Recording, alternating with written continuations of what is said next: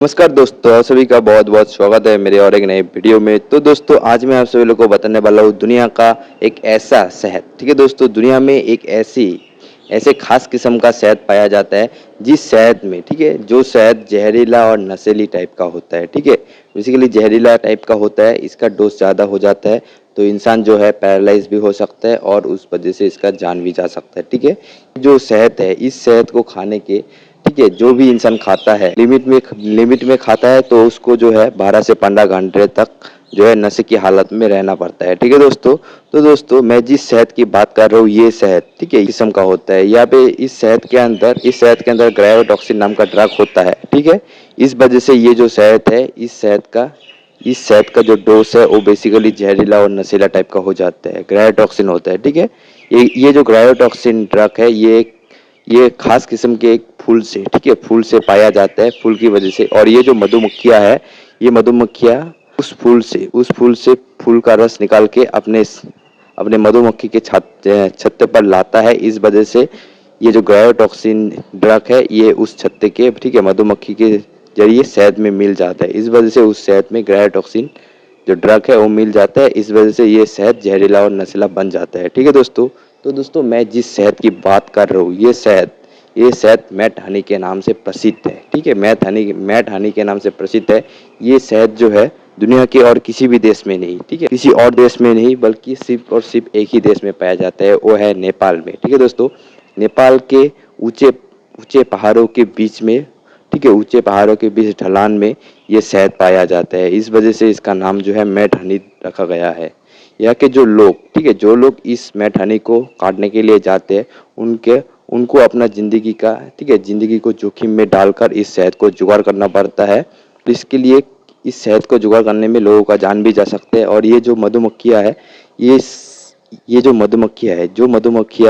मतलब इस मैट हनी को बनाता है, उन मधुमक्खियों का नाम है एपिस लेबोरेसिया। ठीक है, एपिस लेबोरेसिया नाम का मधुमक्खी जो है इस शहद को बनाता है। और ये जो मधुमक्खियाँ है लगभग नॉर्मल जो जितने भी मधुमक्खियाँ होता है, ठीक है, मधुमक्खियाँ होता है उन मधुमक्खियों से, ठीक है, थोड़ा बहुत ज़्यादा बड़ा होता है। ठीक है, साइज में बहुत बड़ा होता है, लगभग 3 सेंटीमीटर तक इनका लंबाई और चौड़ाई हो जाता है। ठीक है, जो बाकी छत्ते के जितने भी मधुमक्खियाँ होता है उनमें से रानी मधुमक्खियाँ होता है उनके साइज का इसका इन मधुमक्खियों का, ठीक है, एपिस लेबोरेटरीज का नॉर्मल जो जो मतलब वर्कर मधुमक्खियाँ है उनका साइज होता है। और इनका रानी का साइज और भी ज़्यादा होता है, लगभग 5 से 6 सेंटीमीटर तक हो जाता है। ठीक है दोस्तों, तो ये मधुमक्खियाँ दिखने में बहुत ही ज़्यादा, ये मधुमक्खियाँ का डंक जो है ये भी बहुत ज़्यादा जहरीला होता है।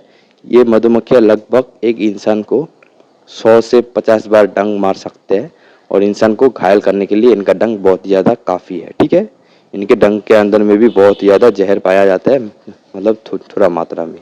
ठीक है दोस्तों, तो एपिस लेबोरेसिया का जो मधुमक्खियाँ है ये जो नेपाल के ऊंचे पहाड़ है, ठीक है, ऊंचे हिमालय के पहाड़ है, ढलान है, उन पहाड़ों के बीच में पाया जाता है।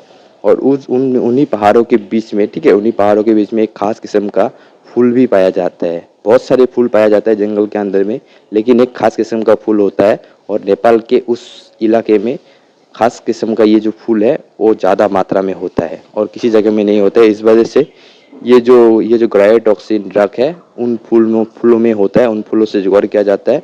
जो मधुमक्खियाँ है उन फूलों से ये ड्रग निकाल के, ठीक है, रस निकाल के जब छत्ते पे शहद बनाता है, इस वजह से शहद में, मधुमक्खी के छत्ते के शहद में ये ग्रायोटॉक्सिन ड्रग मिल जाता है। इस वजह से ये जो शहद है ये जहरीला और नशीला बन जाता है। ठीक है, इस शहद को जो भी इंसान खाता है, अगर मात्र लिमिट में खाता है तो उसके लिए बहुत ही ज़्यादा फायदेमंद हो सकता है। ठीक है, फायदेमंद हो सकता है ये शहद शहद इस शहद से, ठीक है, ये जो मैट हनी है, इस मैट हनी से इस मैट हनी के ग्रायोटॉक्सिन ड्रग से, ठीक है, ड्रग से बहुत सारी मेडिसिन बनाया जाता है। ठीक है, बहुत सारे दवाइयाँ मेडिसिन बनाया जाता है दुनिया के अलग अलग देशों में, अलग अलग कोनों में। ठीक है दोस्तों, तो बेसिकली तो बेसिकली नेपाल के गुरुंग जनजाति के जो लोग होते हैं, ठीक है, गुरुंग जनजाति के जो लोग होते हैं वही लोग सिर्फ इस मैट हनी को जुगाड़ करते हैं। इस मैट हनी को जुगाड़ करने के लिए लगभग 10 से 15 लोग एक साथ निकलते हैं और इस मैट हनी को ऊंचे पहाड़ों के बीच में, घने जंगलों के बीच, पहाड़ों के ढलान से काट के लाते हैं। ठीक है, और जब ये काटते हैं तो बहुत ही ज़्यादा जोखिम भरा होता है, उनको अपना ज़िंदगी को जोखिम में डालकर, ठीक है, ज़िंदगी को जोखिम में डालकर इस शहद को काटना पड़ता है और साथ में मधुमक्खियों का डंक भी सहना पड़ता है। बहुत सारे लोगों को जो है मधुमक्खी के डंकों की वजह से उनका हाथ पैर सूज जाया होता है, लेकिन तभी भी वो लोग इसको काटते हैं। और इस शहद को मैट हनी को जुगाड़ करने के बाद ये जो है बाज़ार में एक अच्छे खासे प्राइस पे बेच देते हैं और बाकी और भी देशों से लोग इसको ख़रीदने के लिए आते हैं।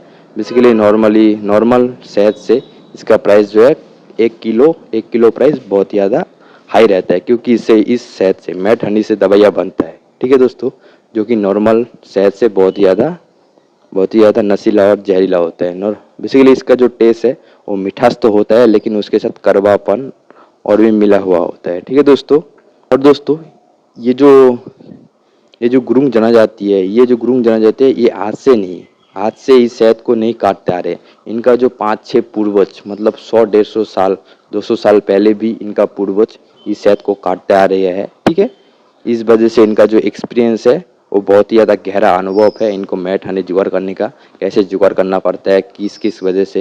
ये जो है जुगाड़ करने से पहले मुर्गे का बलि भी देते हैं ताकि कोई हादसा ना हो जाए। इनको जो है ऊंचे पहाड़ों के ढलान पे जाकर एक बांस के रस्सियों के जरिए एक सीढ़ी बनाना पड़ता है, ठीक है। रोज सीढ़ी बनाना पड़ता है। सीढ़ी बनाने के बाद ऊपर से नीचे की तरफ ये लटक के इस शहद को जुगाड़ करके अपनी ज़िंदगी को जोखिम में डालकर काटते हैं, ठीक है। 2 इंसान मिल के शहद को काटते हैं बेसिकली, और बाकी का जो इंसान होता है वो सपोर्ट के लिए होता है। 2 इंसान एक नीचे झूलता है, एक शहद को काटता है, और ऊपर बहुत सारे इंसान रहते हैं। कोई इंसान नीचे रहता है ताकि इस शहद को टोकरी में करके पकड़ सके, ठीक है दोस्तों। तो दोस्तों आज का वीडियो आप सभी लोगों को कैसा लगा मैट हनी के बारे में जानकर? आई होप आप सभी लोगों को मैट हनी के बारे में जानकर अच्छा लगा होगा। Thank you for watching my video. मिलते हैं जल्दी और एक न्यू इंटरेस्टिंग वीडियो के साथ। आज के लिए बस इतना ही, ठीक है दोस्तों। Bye bye.